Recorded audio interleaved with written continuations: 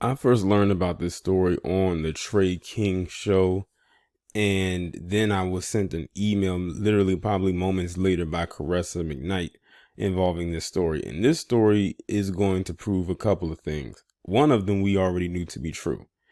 And that is women who typically are in same-sex relationships, especially from what I've come to know as far as black lesbians, tend to be very violent. There has always been this thing that floated around the black community that some of the most violent relationships happen to be same sex of relationships, especially those who happen to be lesbians. And this one right here adds on to it in a very serious way. So in this picture, you see a woman by the name of Tiffany Wallace, and she literally damn near killed her wife, Arian Wallace, and I'm going to show you a picture of her soon, all because her wife said she wanted a divorce. So this lets me believe one thing. This Tiffany Wallace had a violent streak before, has a very abusive way about herself. You can almost look in this picture and tell that she is. And the way that she went about it, it's a miracle that her wife, well, probably soon to be ex-wife, is even alive. Because this woman shot her wife 11 times. Let me say that again. She shot her wife 11 times. And at close range, like she literally shot her and stood over her and continued to shoot her. 4 of those times that she shot her were in her vaginal region. Like I said, her soon to be ex-wife is extremely lucky to be alive, and alive in a way that she was able to give a full statement to the authorities via video from her hospital bed. So let me go ahead and show you this picture. Okay, so here's a picture of her wife in the hospital, everything that happened. And I know that was probably very hard for her to have to do, especially since she's recovering from almost getting killed from a very violent person, and all she asked for was a divorce. And the fact that her ex-wife, and I'm just going to call her ex-wife, went off on her the way that she did lets me know that she was very and extremely violent. Now, I would like to know this. The LGBT community and the black community love to say how black men in particular are extremely homophobic.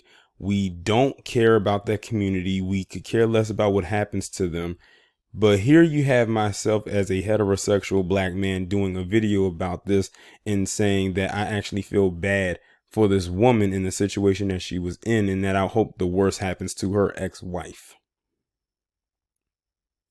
But they'll have you believe that we are the scum.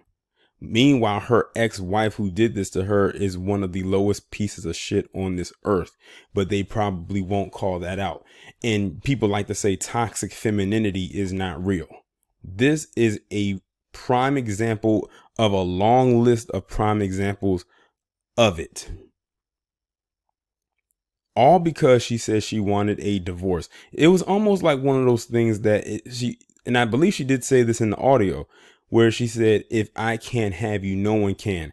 If anybody's in a relationship like that and your partner or your spouse or whoever you're with says that to you, you better leave when they're not around, because they have pretty much told you, that's dog whistle language to say, if you even think about leaving me, we'll just be going out together. And I'm not talking about on a date. When I say we're going out, I literally mean I'm taking you and myself out. When someone says that, just know that they're not joking. They're being serious.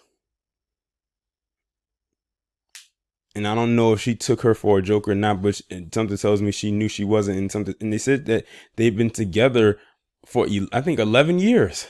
So over a decade. So this person appears to come off not only as very abusive and violent, but most likely very jealous as well. That's another thing I've heard when it comes to lesbians, that they are very territorial. They are very jealous when it comes to their partners. And especially if they are of the quote unquote butch kind, like her ex-wife, because many of them feel that they are men. So they feel like they are taking on a very masculine role.